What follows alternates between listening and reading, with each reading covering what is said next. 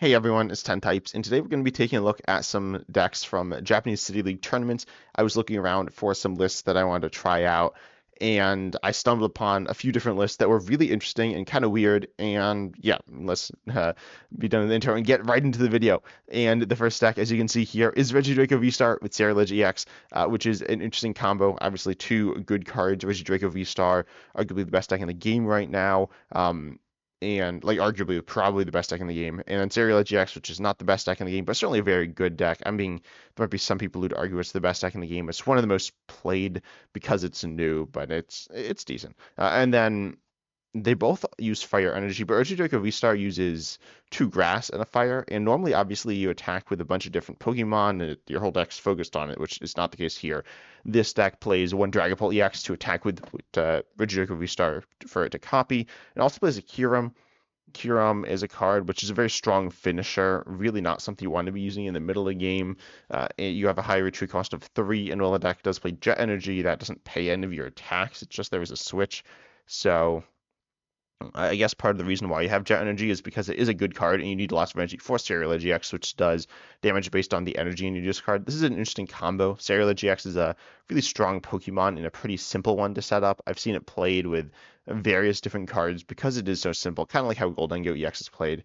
But this is really interesting because Regidraco V-Star is 3 energy and you don't have Teal Upon EX with energy switch here, but you do play two copies of Gardenia's Vigor. This is also, of course, in Japan, so Badu is out, and that is in this list, which I guess helps you set up for free. That seems good, I guess. But regardless, this is really interesting. Definitely a combo I have not thought of, and I don't know if it's good, but it's interesting. And Serial GX is a cool deck without a lot of versatility, so adding in something that gives it that is theoretically really good. Is this the play? I don't know, but it's something. Also, all the deck lists will be down below in the description if you want to check them out. But then, oh, you can't import them right now into live. It will just like not work because there is a card like Badu that will cause it to not work. But I believe after Badu comes out and the cards, there's a few others after they come out. I believe the lists will be able to be imported directly into live. Next up, we have Hisuian Zoroark VSTAR, which is a fun Pokemon with Gapejaw Bog, the classic, and no other ways to get damage counters into play outside of Frostlass, which is just a 1/1 line. Frostlass is an interesting card. It places damage counters on all Pokemon and play with abilities, both yours and your opponent's. And essentially, all your Pokemon have abilities. You can get a ton of your damage into play. We do see Damage Pump, which is, I guess, good to get the last damage counter on a different Pokemon. Hisuian Zoroark VSTAR. Okay, I didn't look at these lists very well either. So this doesn't play double Turbo Energy, which I just realized. But you normally get like damage with Gapejaw Bog, then like Gengar, and which isn't here. You could even play Dodrio, which also isn't here. We do see Monkey Dory, which is kind of interesting. We see Legacy Energy, which is a really cool card, but not one that sees much play. And TLS Ogre Pontiacs draws you cards. It's, I guess, your engine. You do have Present Empty EX, Hisuian Zoroark V-Star Power to, I believe, discard draw 7, and then Lumineon V as well, which are all good. But the main thing is, I think, a big part of it is TLS Ogre Pontiacs to draw cards, and then you have Energy Switch. So that's how you power yourself up. This list is really weird with 2 Great Balls, 2 Capturing Aromas. I guess you need those because you need to play the Pokemon from your hand onto your bench, so you can't use Nest Ball. I haven't really played too much of Hisuian Zoroark V-Star. It's certainly not the strongest deck, but it's not bad either. It is, I mean, in terms of actual strength and power, it is quite strong. And it's also a cheap attacker. This deck is obviously kind of weird. I guess you could also attack with Teal'c upon EX using the energy switches to like knock out Charizard EX or something. Legacy Energy is a really interesting card. It allows you to actually attack with, I believe, anything in the deck as well, which is kind of cool. And obviously giving up pointless prize is good. And there's I don't know, the deck's cool. I'm kind of not exactly sure what to say about this list. There's so many different things going on. Like with like 2 ofs, there's like 2 Switch, 2 Earthen Vessel, 2 Great Ball, 2 Capturing Aroma, 3 Night Stretcher, 3 Energy Switch. Seems like some of the counts should be higher. Some like seem kind of high. It's kind of weird, but definitely a really interesting deck. I don't know if I'll be trying this one out, but it's definitely interesting. Also, real quick, I want to shout out YouTube members, Big T Theory and Cody the Clown for joining. That's a thing. that I am doing on my channel. If you want, you can actually suggest decks for me to play as well if you're, I believe, a stage 1 member. So if you want me to play this deck and you're a member, comment that down below. Or if you're not, you can comment that down below too, and I might play it anyways. I might play it even if no one comments it down below. But I don't know if this deck will be super good, so it might be really hard to record a video for. But regardless, this is interesting, and one that all the cards are in standard right now. They are all out. The next deck here is Palafin EX. Shout out to Uncommon Fossil. I found 4 of these decks just browsing around. Well, I guess I found this one too, but Uncommon Fossil was like, I wonder if people are playing Palafin. And I clicked on it and I was like, this is kind of weird.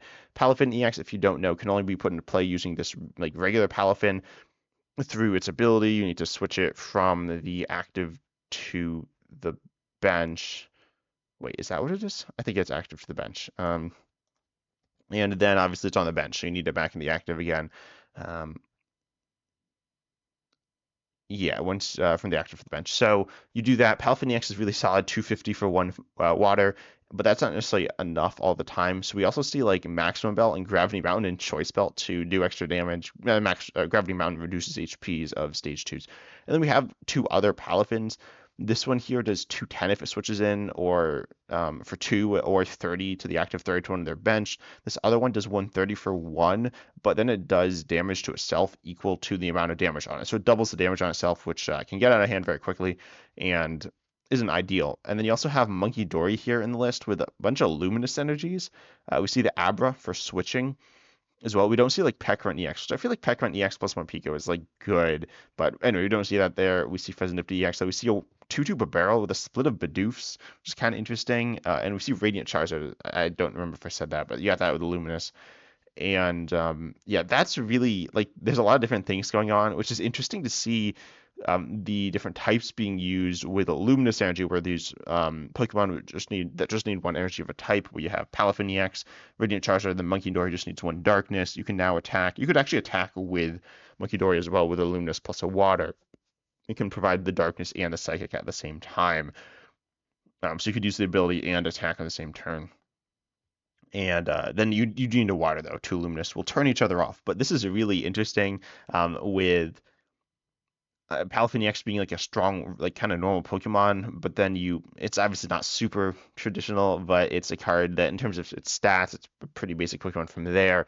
And then you are just a deck that also can use Radiant Charizard, which is really strong, and Monkey Dory, which is good, I guess, although I feel like I don't see it that much right now. But yeah, this deck's interesting. A lot of switching, including Professor Turo's Scenario, which seems a little sketchy because you don't want to Turo Scenario your Palafin EX, but I guess you could. It only plays 2 baby Palafins, though, which seems a little sketchy. You do have a Super Rod to recover them, but anyways, this deck seems, it's something. It's something. Next up, we have Golisopod EX with Pekrunt and like Cloth and stuff. So Golisopod EX is a card that I did not know what it did. It's a card, I know most of the cards. I did not know this one. It does 70 for 2 colorless, but more meaningfully, it does for water colorless cost 170. Discard an energy from this Pokemon and then switch it with one of your benched Pokemon, which doesn't sound that strong. But then you send up Pekrunt and you also pair it with Radiant Hisuian Sneasler. We do see a Perilous Jungle and a Brute Bonnet, and to poison your opponent's active. Pekrunt, when it's in the active, increases poison damage by 5, so you do 170, plus the 5 poison, plus the regular poison is going up to 250, I believe. Wait, did I do that right? Yeah, I think so.